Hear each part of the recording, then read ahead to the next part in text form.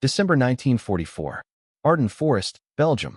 A two-man bazooka team crouches in frozen mud beside a logging road barely wide enough for a single vehicle. Behind them, the forest swallows sound. Ahead, 8 German Mark V tanks idle in column, engines drumming, exhaust clouds rising white against bare birch. The lead tank commander doesn't know he's already dead. This is not the story of a grand counteroffensive or a division's last stand. It's the story of 2 American soldiers, a loader and a gunner, who decided that running was not an option, that 6 rockets were enough, and that sometimes the difference between disaster and survival comes down to who shoots first from 10 m away. The weapon they carried weighed 14 pounds. The tanks rolling toward them weighed 25 tons each. The math didn't favor them, but math rarely accounts for timing, terrain, or the kind of cold clarity that comes when there's no one else to call. The M1A1 Bazooka entered service in 1942. It fired a shape-charge rocket designed to defeat armor through focused thermal penetration, not kinetic impact. Effective range 300 yards, reliable range 100. Optimal range much closer. The weapon was built for infantry who couldn't afford to wait for artillery or air support. Soldiers tasked with stopping armored vehicles using nothing but a steel tube, a battery, and nerve. The design was elegantly simple. 2 steel tubes connected by a wooden shoulder rest and hand grip, a battery-powered ignition system, a basic optical sight. Total production cost $18 per unit. By December 1944, every American rifle company in Europe carried at least 2 bazooka teams. Most had never fired at a tank in combat. Most never would. But in the Ardennes during the opening days of what would become the Battle of the Bulge, that changed. Operation VTOM Rhin, Watch on the Rhine, launched on December 16th. 3 German armies, 28 divisions, more than 400,000 men. The objective was simple. Split the Allied line, seize Antwerp, force a negotiated peace before the Soviets closed from the east. It was Germany's final offensive gamble. And for 72 hours, it worked. American positions buckled. Communication lines collapsed. Entire battalions found themselves encircled, bypassed, or overrun by panzer columns that moved faster than headquarters could track. The forest roads of the Ardennes, narrow, winding, hemmed by dense timber, became arteries of chaos. German armor pushed west. American units fell back, regrouped, or held where they could. The weather worked in Germany's favor. Heavy cloud cover grounded Allied air support. Fog reduced visibility to less than 50 m in some sectors. The terrain favored defense, but only if defenders had time to prepare. Time was exactly what the German plan denied them. And in dozens of unnamed clearings and unmarked junctions, small groups of soldiers made decisions that would never appear in the official reports, but would determine whether the breakthrough succeeded or stalled. The 2-man team in question belonged to a weapons platoon attached to the 28th Infantry Division. Their names are not widely recorded. One was a corporal from Pennsylvania, 22 years old, who had carried the bazooka since Normandy, but had fired it only twice in combat. Once at a pillbox, once at a truck. His name appears in morning reports as Corporal J. Mitchell, no first name recorded. The other was a private from Ohio 19 who served as loader and spotter. His name appears as Private R. Kellerman. Again, no first name. They had been separated from their company during a hasty withdrawal the previous night. German artillery had bracketed their position around 2,200 hours on December 16th. The company commander ordered a fall back to secondary positions 2 kilometers west. In the darkness, confusion, and noise, Mitchell and Kellerman became separated from their squad. By dawn on December 17th, they were alone, moving south through the forest, trying to rejoin American lines. They carried 6 rockets, 1 bazooka, 2 M1 Garand rifles, for fragmentation grenades between them, no radio, no map beyond a basic company. Operations overlay that was already out of date. They navigated by compass and terrain features, avoiding roads, staying inside the treant. The forest itself was a maze. The Ardennes is not a single woodland, but a patchwork of state forests, logging tracts, and private holdings that sprawl across eastern Belgium and Luxembourg. Dense stands of spruce and fir alternate with open clearings and shallow ravines. The soil is thin, rocky, poorly drained. In winter, the forest floor freezes hard, amplifying sound. Every step on frozen leaves sounds like breaking glass.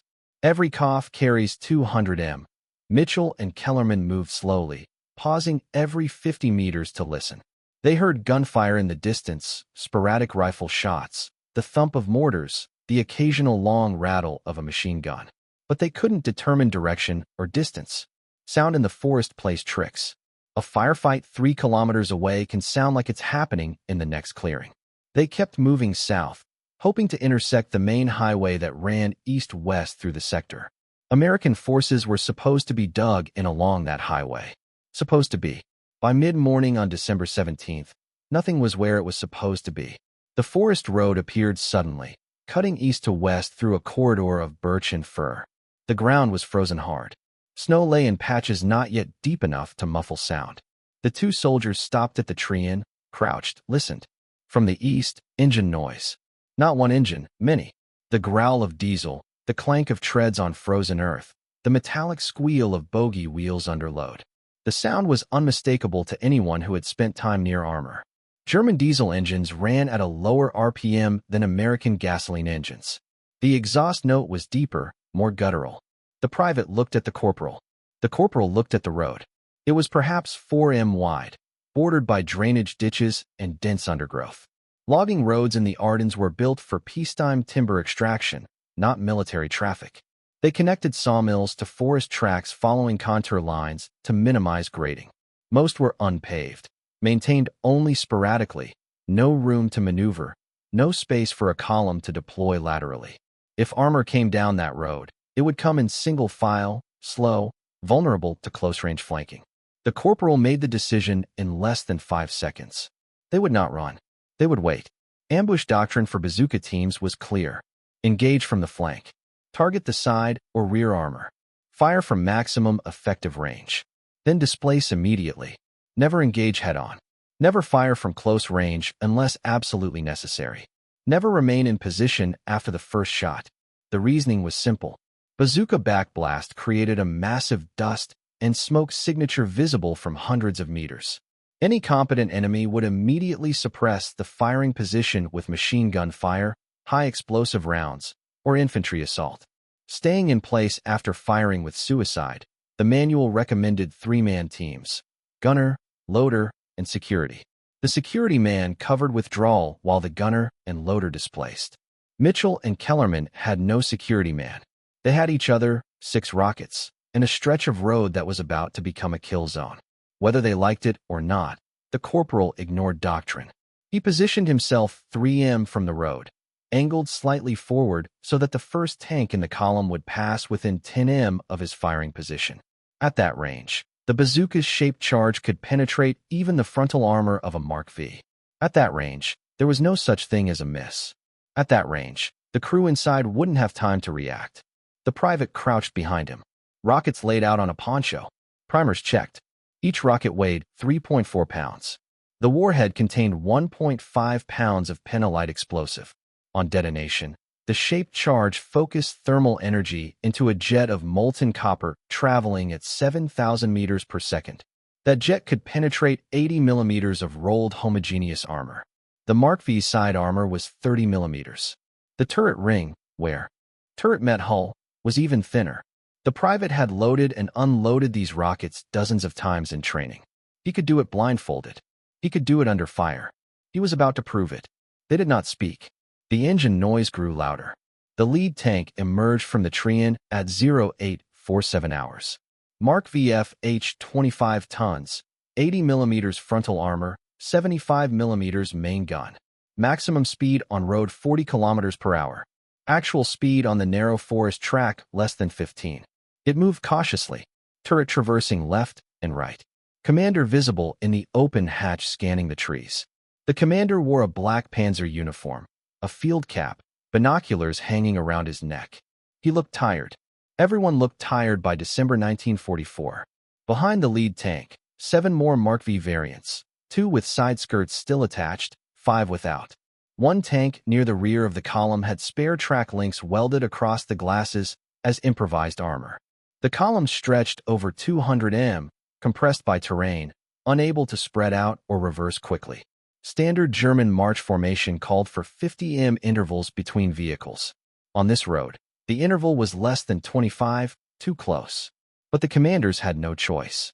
The narrow track, the dense forest, the need for speed, all conspired to compress the column into a single vulnerable file. The corporal waited. The lead tank drew level. 15 m, 12, 10. He could see the commander clearly now, less than 10 m away, still scanning the tree in, but looking ahead, not to the side. The tank's engine roared. Exhaust smoke poured from the rear deck. The tracks clattered over frozen ruts. Mitchell shouldered the bazooka, sighted on the turret ring, exhaled, squeezed the trigger. The M6A3 rocket left the tube at 83 meters per second, flight time at 10 m.12 seconds. The shaped charge detonated on contact, focusing a jet of molten copper through the armor seam where turret met hull. The penetration was catastrophic.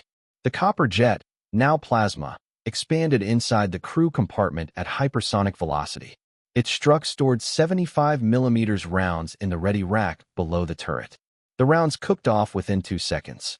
The internal explosion lifted the turret, rotated at 15 degrees clockwise, and settled it back at an angle. Smoke poured from every hatch: driver's hatch, gunner's hatch, loader's hatch, commander's hatch. Flames erupted from the engine deck. The tank stopped immediately, blocking the center of the road. The commander was thrown from the open hatch by the blast. He landed in the drainage ditch. He did not move. The private already had the second rocket loaded. His hands moved automatically. Remove the rocket from the poncho. Check the primer contact. Slide it into the rear of the tube. Connect the electrical lead. Tap Mitchell's shoulder. For seconds, the corporal shifted aim to the second tank, which had halted less than 20 m behind the wreck. The German crew was still processing what had happened. The driver had hit the brakes instinctively when the lead tank exploded. Now the tank sat motionless, engine idling, turret still traversing slowly as the gunners searched for a target. Hatches opened. The commander stood looking forward, trying to see past the smoke and flames. He never saw Mitchell. Second rocket. This one struck the lower glacis just below the driver's vision port. The glasses on a Mark V was 50 millimeters thick at 60 degrees, effective thickness 100 millimeters, but the shape charge didn't care about effective thickness. It cared about standoff distance and detonation geometry. Both were perfect. The penetration punched through into the driver's compartment, then into the transmission housing. The tank did not explode spectacularly. It simply stopped. Smoke poured from the engine deck. Fire began spreading from the transmission to stored fuel cans inside the hull. Crew began bailing out. Driver first, then bow gunner, then loader, then gunner, then commander. 5 men scrambling into the ditches, unarmed, disoriented. 2 tanks down. 40 seconds elapsed. Tanks 3 and 4 attempted to reverse. The commanders, unable to see what was happening at the front of the column, knew only that the lead elements had stopped and that something was killing armor. Reversing was the textbook response, but the road was too narrow, the column too compressed. The third tank backed into the fourth. Steel screeched against steel, treads locked.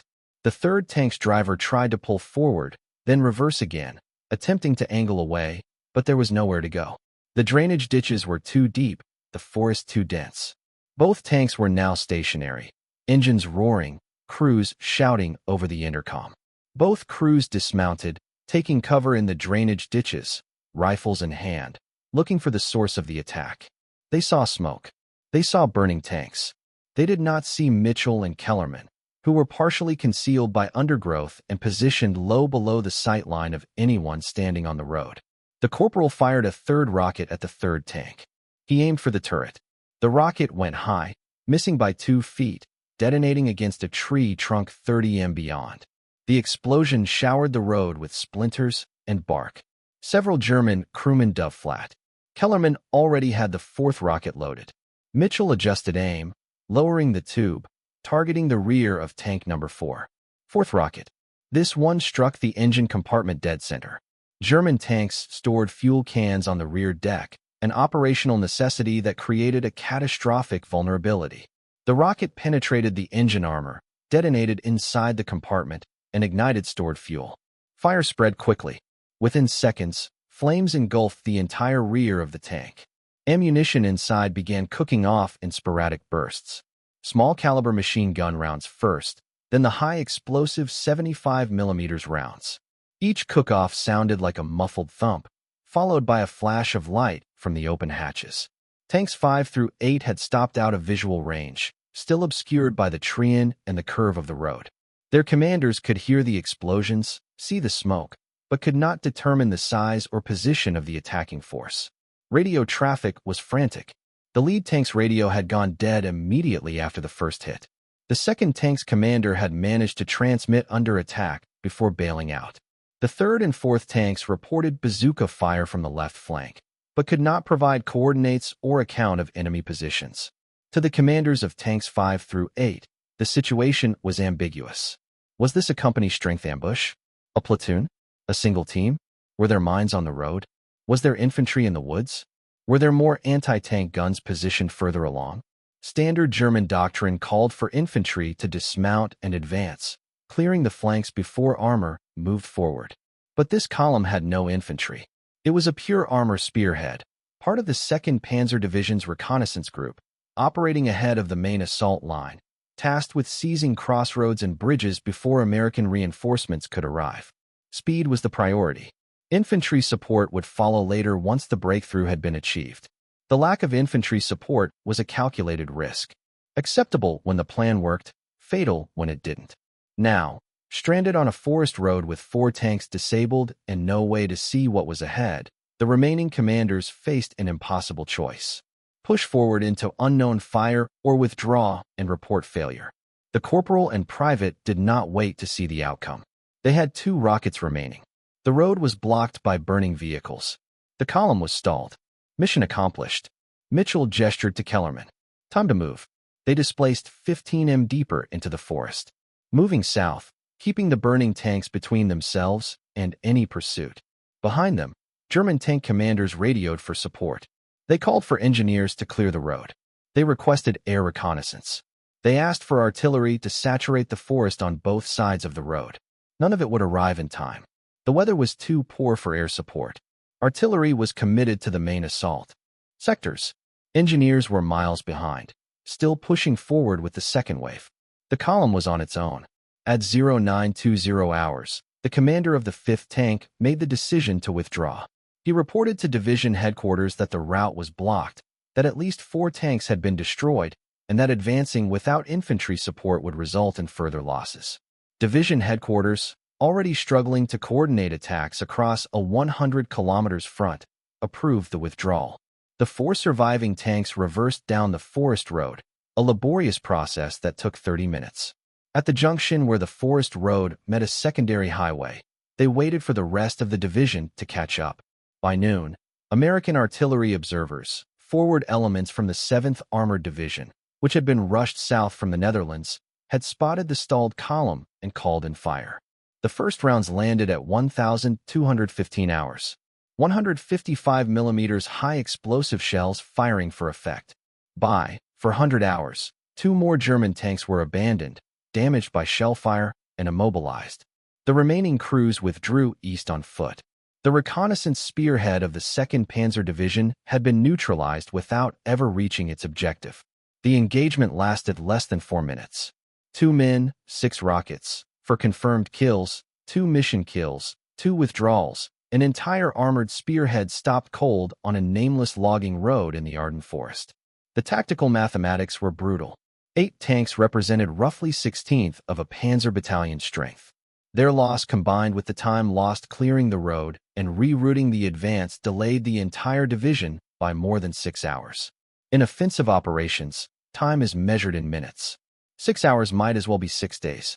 The official after-action report filed 3 days later by the divisional intelligence officer of the 28th Infantry Division recorded the incident in a single paragraph.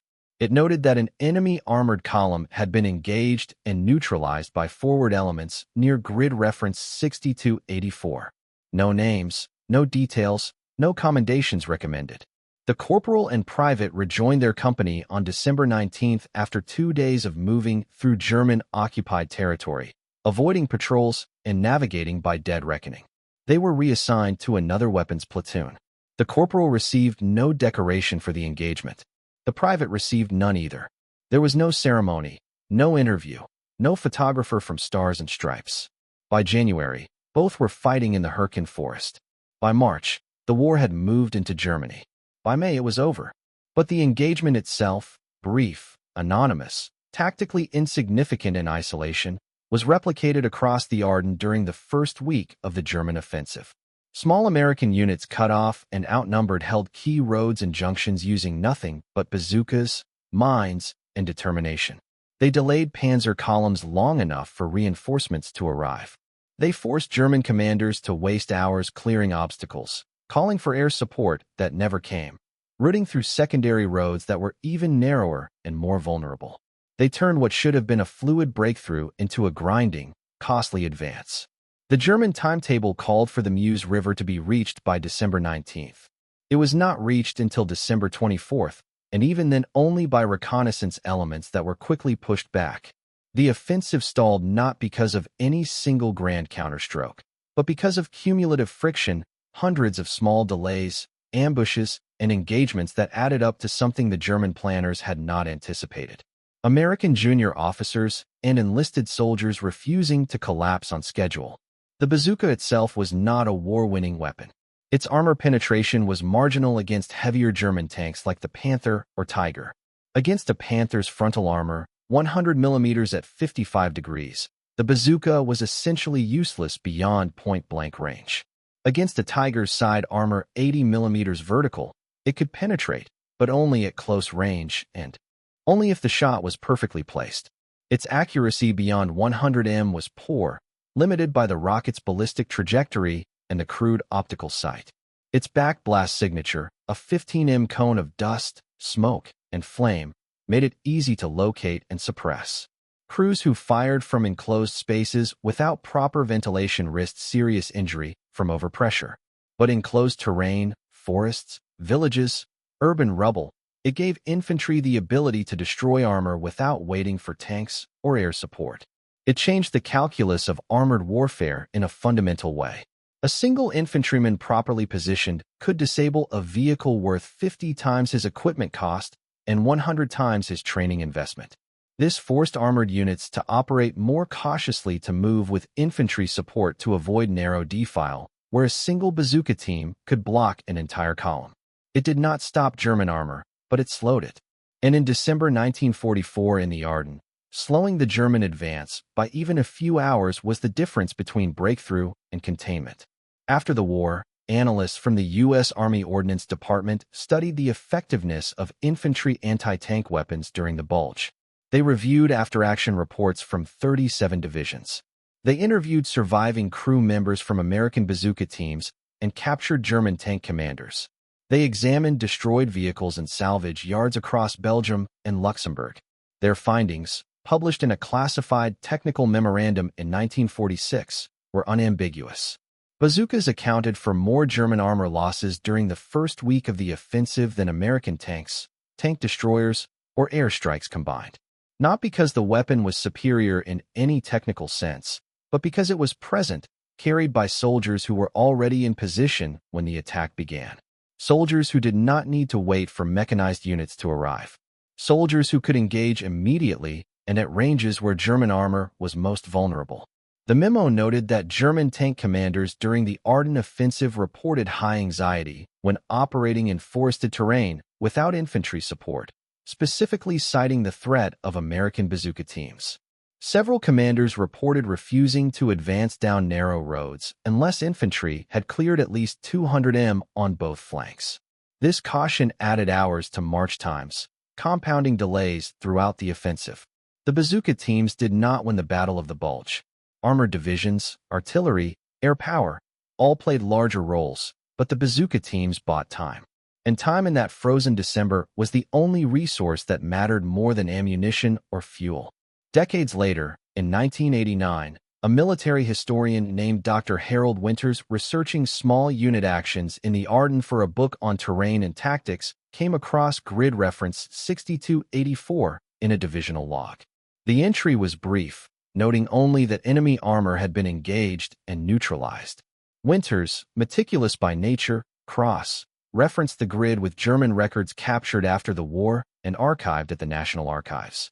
The stalled column, he discovered, belonged to the 2nd Panzer Division, part of the 5th Panzer Army's assault group. Its mission had been to seize a bridge over the Ortha River, 15 kilometers west, before American engineers could demolish it. The bridge was critical. It was one of only 3 crossings in the sector capable of supporting armor. If the Germans captured it intact, they could bypass American defenses and continue west toward the Meuse. The column was delayed by 4 hours, clearing the blocked road, moving burning tanks, checking for mines, treating wounded crew members. By the time it resumed its advance, American engineers from the 28th Infantry Division had already blown the bridge. Demolition occurred at 11:40 hours on December 17th. The German column arrived at 1,320 hours, finding nothing but twisted steel and a 20 m gap. The division was rerouted south toward an alternate crossing site. That detour added another 6 hours to its advance. By then, elements of the U.S. 7th Armored Division had arrived from the north and established a defensive line anchored on the town of Sandvit. The German breakthrough in that sector never materialized. The 2nd Panzer Division bogged down in a series of grinding village-to-village fights that consumed days and achieved nothing.